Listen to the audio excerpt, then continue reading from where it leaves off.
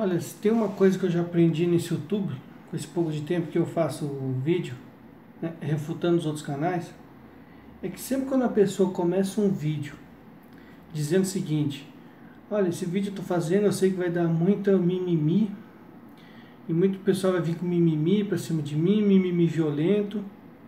Quando a pessoa começa a falar isso no vídeo dela, ela tá querendo dizer na realidade o seguinte: olha, o vídeo que eu vou fazer, eu vou falar um monte de besteira, e eu sei que depois vai vir um monte de gente passando a verdade na minha cara e me desmentindo. Então, mimimi quer dizer isso, na realidade, né?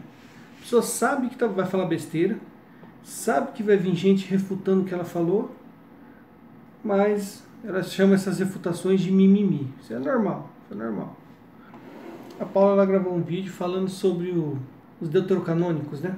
Que Lutero não retirou os deuterocanônicos. Na realidade, o que Lutero fez já existia, ele apenas resgatou o verdadeiro evangelho, as verdadeiras escrituras. Será? É verdade mesmo?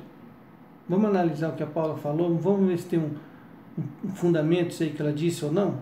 Graças a Deus a Paula é professora de educação física, não é de história, né? Graças a Deus, porque se fosse professora de história, sinceramente.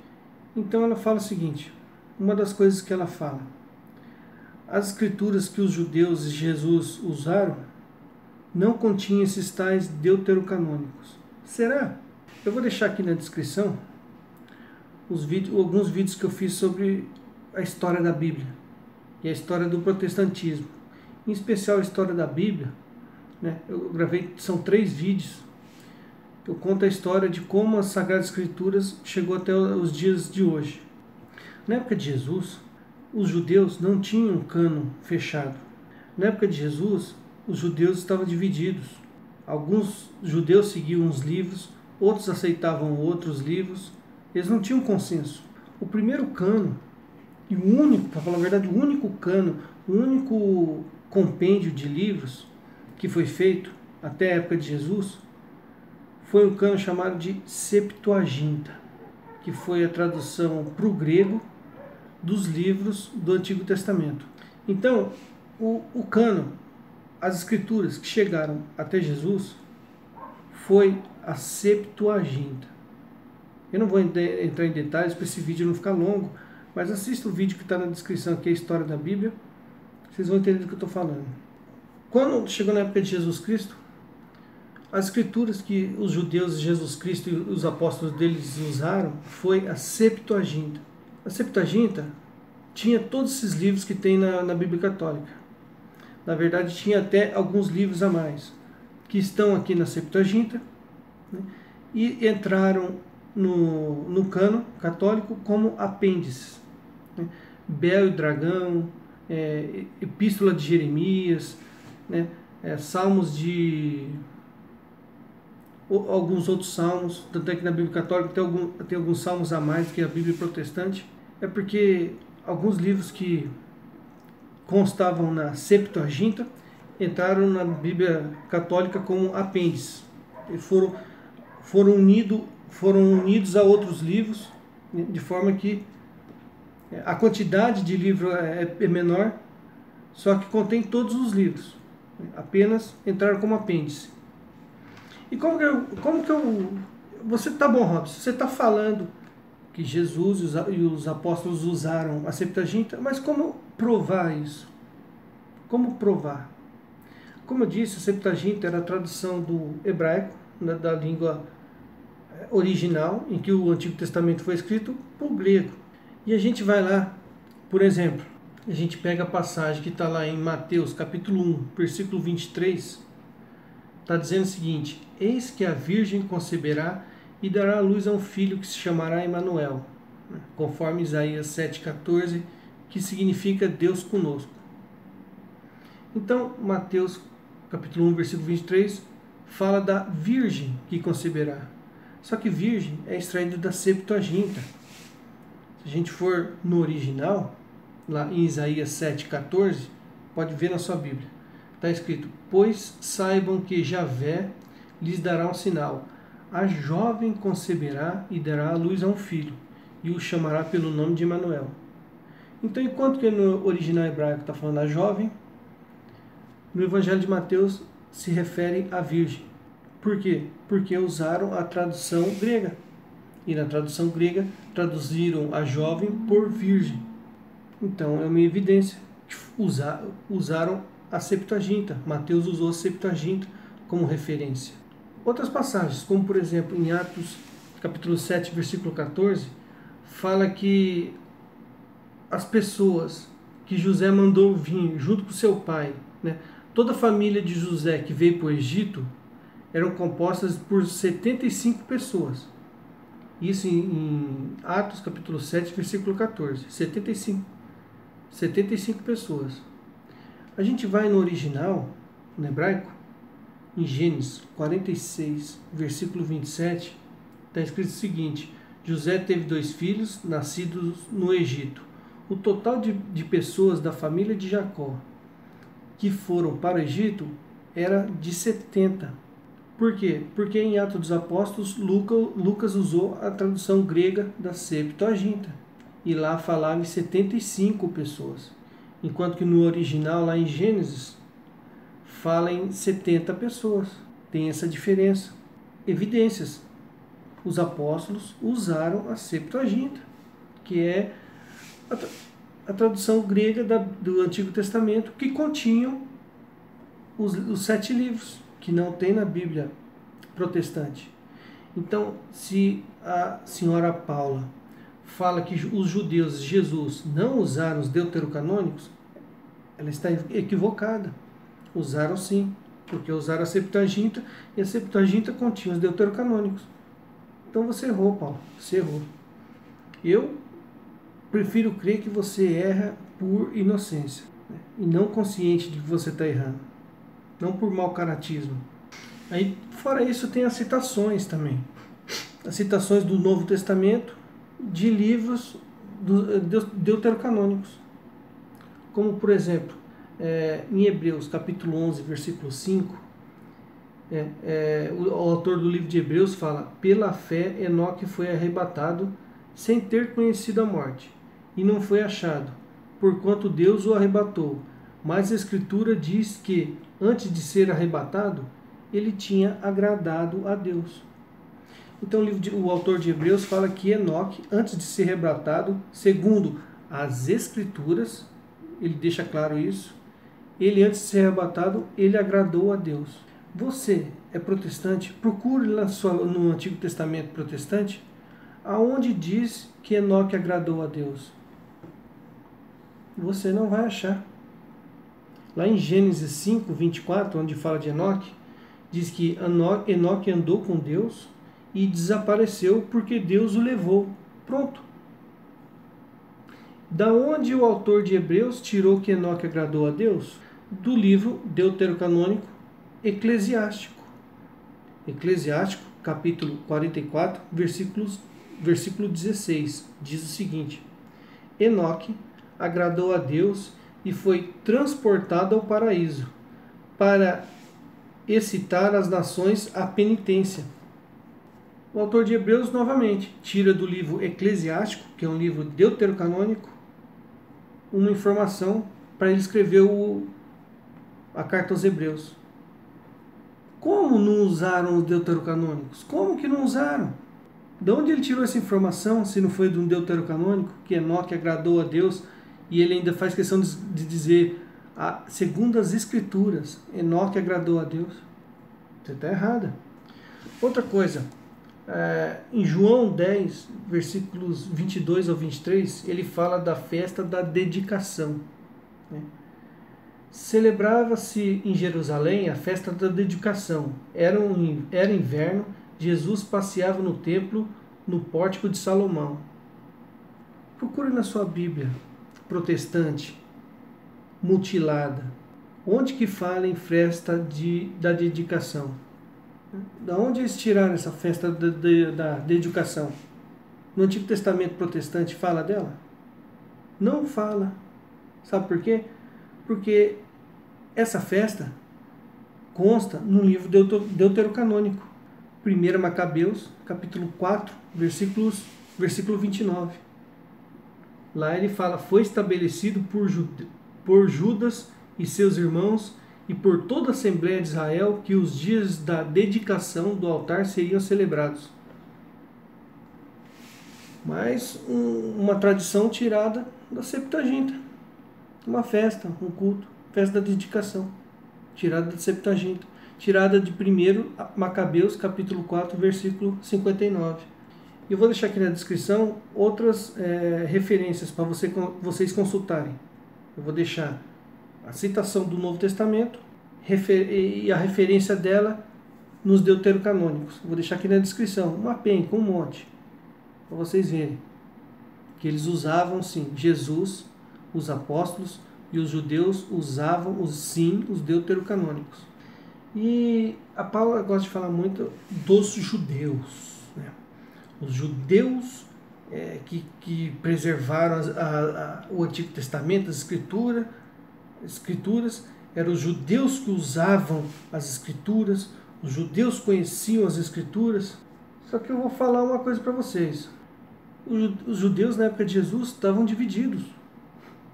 Eles não tinham consenso.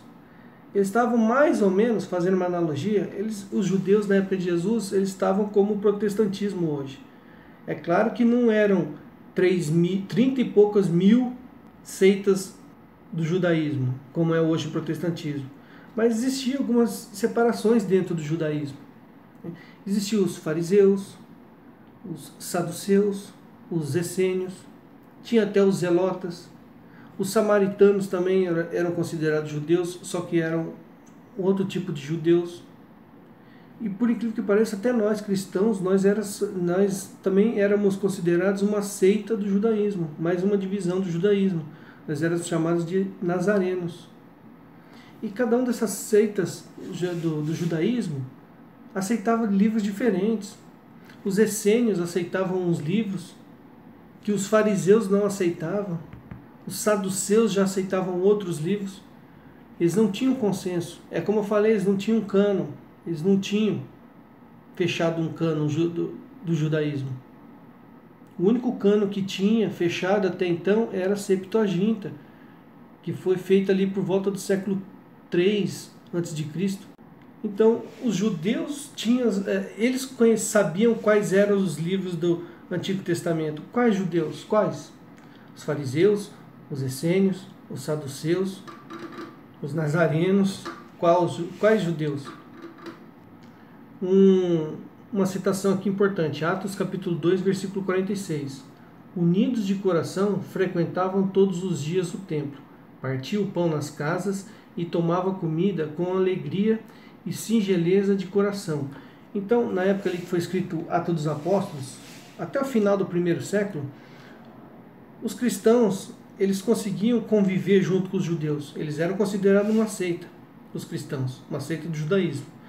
Então eles iam nas sinagogas, né? Eles liam as escrituras, ouviam a leitura das escrituras, e lá eles conseguiam converter muitos judeus ao cristianismo. De forma que no final do primeiro século ali, o cristianismo conseguiu converter muitos judeus. E o que aconteceu? No final do primeiro século, os judeus já estavam percebendo que os cristãos estavam tirando muitas pessoas do judaísmo, né? Então essas seitas se reuniram, fariseus, saduceus, essênios, se reuniram no final do século I, por volta do ano 100, e fizeram um concílio judaico, chamado Concílio de Jamnia, para decidir o que eles iam fazer para barrar o progresso do cristianismo. Então eles fizeram um concílio anticristão. Esses cristãos estão tirando muita gente do judaísmo, o que a gente pode fazer? Então a primeira coisa que eles fizeram, excomungar os cristãos, banir os cristãos, proibir os cristãos de frequentarem sinagogas, nesse concílio de Jamnia. E segunda coisa que eles fizeram, estabelecer um cânon judaico. Eles pegaram os livros, né, que os cristãos costumavam usar, os livros do Antigo Testamento que os cristãos costumavam usar nas pregações, e retiraram do cânon judaico. Estabeleceram um cânon judaico num concílio judaico anticristão. E nesse concílio judaico anticristão, eles retiraram esses livros chamados de deuterocanônicos, esses 7 livros. Então eles foram retirados pelos judeus no concílio judaico e no concílio anticristão, que excomungou os cristãos, baniram os cristãos. Então você acha que o Espírito Santo inspirou esse concílio, o concílio judaico anticristão? Você acha que o Espírito Santo inspiraria esse concílio? A Paula Marisa e os protestantes acham que sim, porque ela afirma. Os protestantes seguem o cânon judaico, dados pelos judeus, né? Os mesmos judeus que mataram Jesus, os mesmos judeus que expulsaram os cristãos das sinagogas, os mesmos judeus que entregavam os cristãos para serem mortos pelos romanos. E é esses judeus que a Paula Marisa confia cegamente. Ela acha que esses judeus foram inspirados por Deus para decidirem quais livros eram inspirados ou não. Quando ela fala que esses livros que os protestantes usam no Antigo Testamento são livros escolhidos pelos judeus, realmente, escolhidos pelos judeus no concílio judaico anticristão. Ela fala que os deuterocanônicos foram acrescentados depois do cânon, no concílio de Trento, depois que Lutero já tinha fechado o cânon. E daí no concílio de Trento, os deuterocanônicos foram acrescentados. No ano 325, aconteceu o primeiro concílio cristão, né? Depois ali dos apóstolos. Primeiro grande concílio cristão.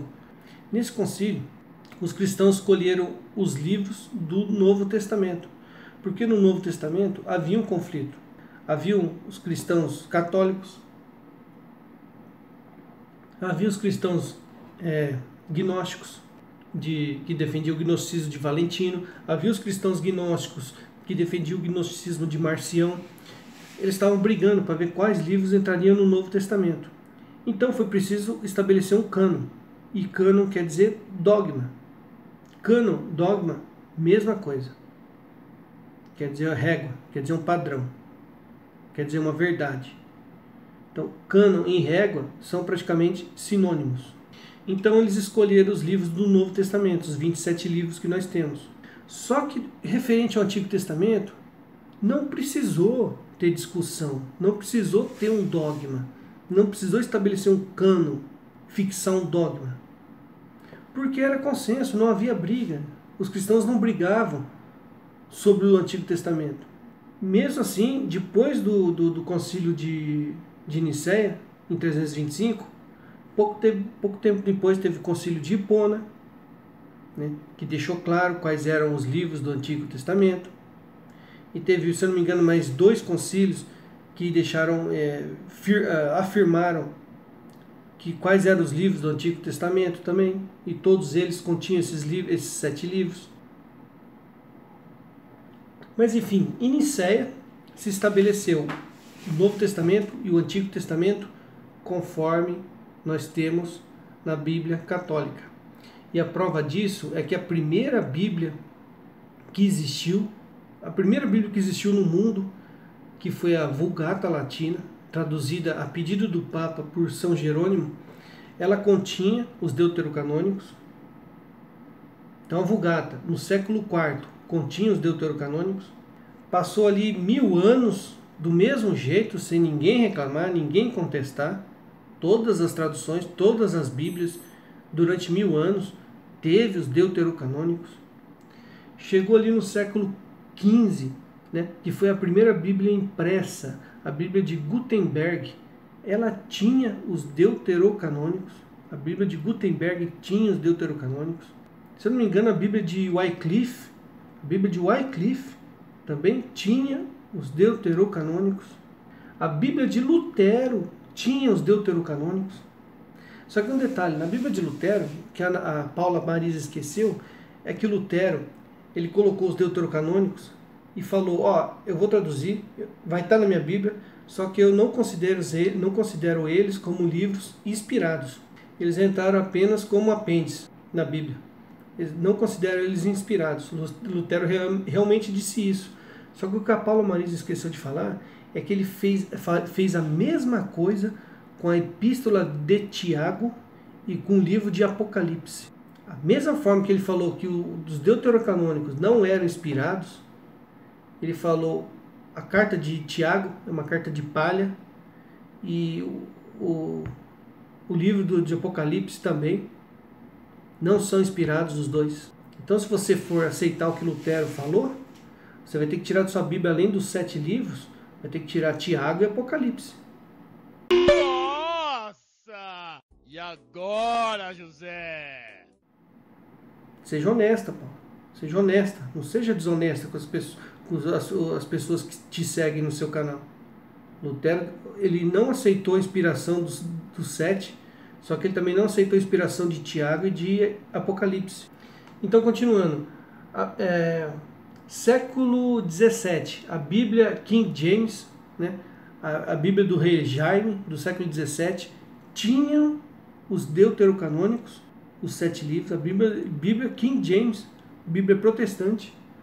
A Bíblia João Ferreira de Almeida, século 17 também, quando João Ferreira de Almeida traduziu a Bíblia, ele traduziu os deuterocanônicos, embora ele tenha conseguido traduzir até o livro de Ezequiel, ele traduziu os deuterocanônicos, continha na Bíblia dele. Século 17, João Ferreira de Almeida. Então, todas as Bíblias, até o século 17, século 18, todas as Bíblias continham os deuterocanônicos. Ah, mas Lutero não aceitava como inspirado. Mas ele também não aceitava Tiago e nem Apocalipse. Agora, sabe quando surgiu a primeira Bíblia sem os 7 livros? Tiraram os 7 livros, mas deixaram a carta de Tiago e o livro de Apocalipse. Sabe quando surgiu a primeira versão da Bíblia sem os deuterocanônicos? Em 1816. 1816, século 19. E foi a Sociedade Bíblica Americana que pela primeira vez retirou os 7 livros da Bíblia. Século 19.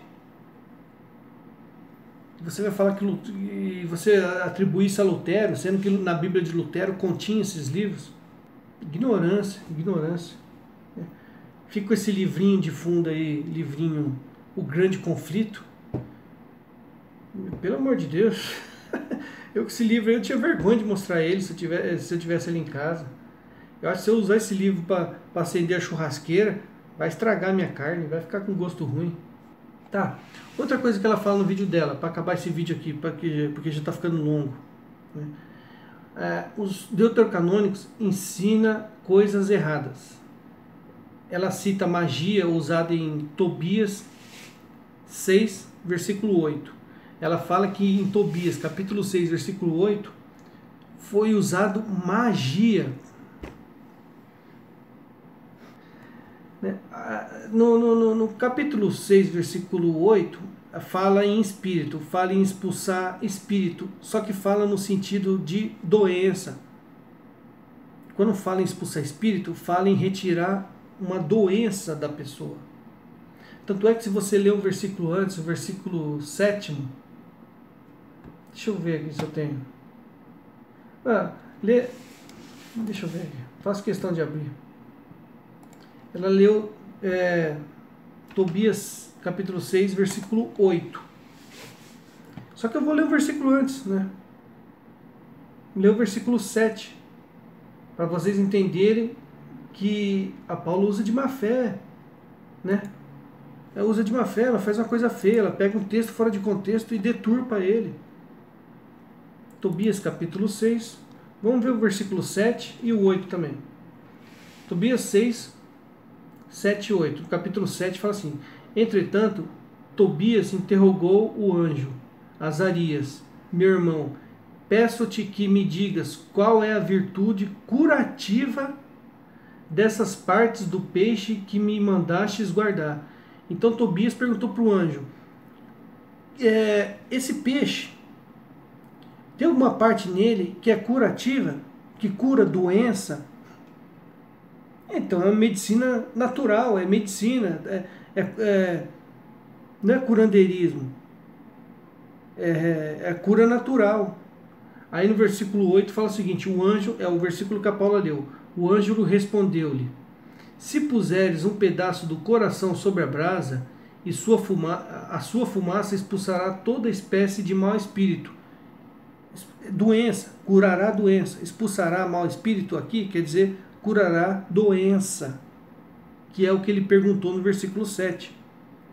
Tanto do homem como da mulher, e impedirá que ele volte de novo a eles. Porque no Antigo Testamento eles encaravam as doenças, eles viam como espíritos maus que estavam nas pessoas. Tanto a lepra, toda doença, é o espírito mau que estava na pessoa. É nesse sentido que fala espíritos. Só que a Paula, ela pega e cita um livro ela cita um livro lá de Marcos e de Atos. Uma passagem de Marcos e Atos, né, que fala sobre exorcismo, para refutar essa passagem de Tobias. Tobias está falando de doença, aí ela cita uma passagem de Marcos e de Atos, né, que fala sobre expulsar demônios, fazer exorcismo, expulsar demônios da pessoa. Para refutar Tobias, que não tem nada a ver. Tobias está falando de doença e Marcos e Atos está falando de demônios, de exorcismo. Uma coisa está falando de curar a doença, outra coisa está falando de expulsar. Ela não consegue interpretar um texto. Eu quero acreditar que ela está sendo manipulada, ela está indo de ingênua. Algum pastor da igreja adventista está ensinando essas besteiras para ela e ela repete. Eu não quero acreditar que ela é tão burra a ponto de não entender um negócio desse. Pelo amor de Deus, o texto fala de doença, ela vai lá para outro texto falando de exorcismo. Não tem Tobias, que ela citou, não tem nada de magia, nem de curandeirismo. É apenas medicina natural. Ele queria usar alguma parte do peixe ali que tinha alguma propriedade medicinal para curar uma doença. Ela cita outros exemplos também, só que ela não fala as passagens, mas eu conheço as passagens.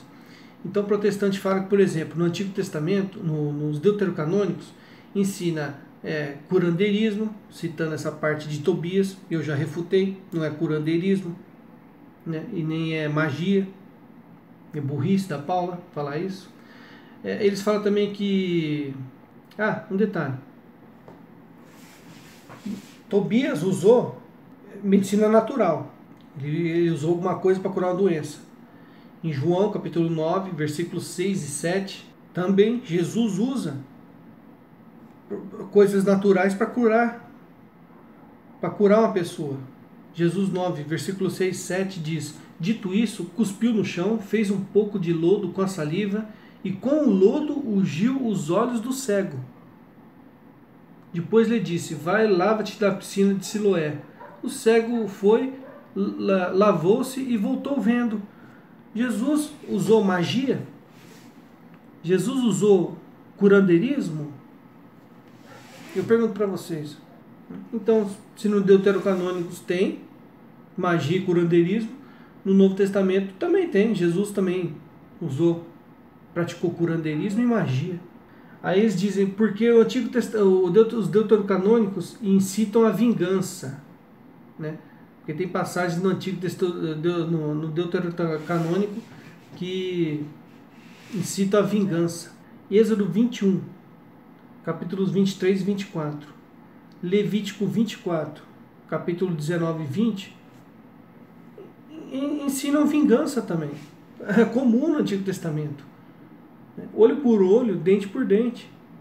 Se os deuterocanônicos incentivam vingança, os outros, Levítico e Êxodo também. Aí eles dizem, porque tem prática de mentira por um anjo. Eles falam que um anjo mentiu nos deuterocanônicos. Mas os protocanônicos também. Em 1 Reis, capítulo 22, versículos 21 e 22, um anjo lá propõe para Deus mentir e Deus fala, pode ir lá, então mente para eles. 1 Reis, capítulo 22, versículo 21 e 22, fala o seguinte: então um espírito adiantou-se e apresentou-se diante do Senhor, dizendo, eu irei seduzi-lo. O Senhor perguntou, de que modo? Ele respondeu, irei e serei um espírito de mentira na boca dos seus profetas. O anjo propondo para Deus, fala, eu vou lá e vou ensinar coisa errada para os seus profetas, para enganar ele. O que Deus falou? É isto, replicou o Senhor, conseguirá seduzi-lo. Vai e faze como disseste. O deuterocanônico ensina a mentir? Um anjo mente? 1 Reis também. Então, em suma, é isso. Jesus, os judeus e os apóstolos usaram Septuaginta. A Septuaginta tinha os deuterocanônicos. O concílio de Jamnia escolheu o cânon judaico. Só que foi um concílio anticristão. Um concílio judaico com ódio de cristãos. Concílio de Nicéia estabeleceu o cânon do Novo Testamento. Não estabeleceu o cânon do Antigo Testamento porque não havia discussão em torno disso. Um ou outro cristão ali da época não aceitava. Orígenes talvez não aceitasse, como a Paula falou, só que eu vou deixar aqui embaixo um link de um site falando sobre Orígenes. O que Orígenes pensa sobre Maria, o que Orígenes pensa sobre o primado de Pedro. Então vai lá ver o que ele pensa sobre isso também, já que você segue o que Orígenes pregava, vai ver, vai estar no link aqui. As Bíblias, em toda a história, todas as Bíblias, Vulgata, Wycliffe, Gutenberg, depois Lutero, João Ferreira de Almeida, King James, todas as Bíblias tinham os deuterocanônicos. Primeira vez que foram retirados da Bíblia foi no século XIX pela Sociedade Bíblica Americana. Então, é isso. Lutero retirou os livros? Não retirou. Então, o que Lutero fez? Lutero não aceitou eles como inspirados. Mas ele também não aceitou nem Tiago e nem Apocalipse como inspirados também. Então, se Lutero estava certo quanto aos deuterocanônicos, ele também deveria estar certo quanto Tiago e Apocalipse. Então, Paula, se você quer seguir o que Lutero pregava, pega a sua Bíblia, separa assim o livro a epístola de Tiago, rasga, separa o livro de Apocalipse, rasga, aí vai estar certinho como Lutero pregava, né? E para encerrar esse vídeo, que já ficou bem longo, eu vou encerrar com a frase que a própria Paula Marisa fala no vídeo dela. Se você não gostou do que eu falei, vá ler, vá estudar e depois volta aqui para a gente conversar, tá?